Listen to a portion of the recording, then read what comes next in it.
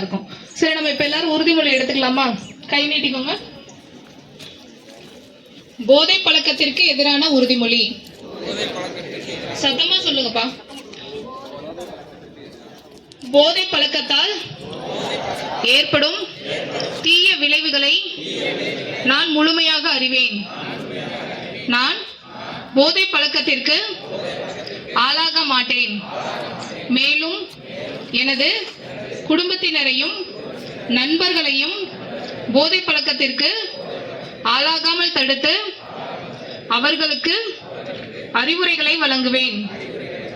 போதை பழக்கத்திற்கு உள்ளானவர்களை மீட்டெடுத்து அவர்களை நல்வழிப்படுத்த எனது பங்களிப்பை முழுமையாக தருவேன்.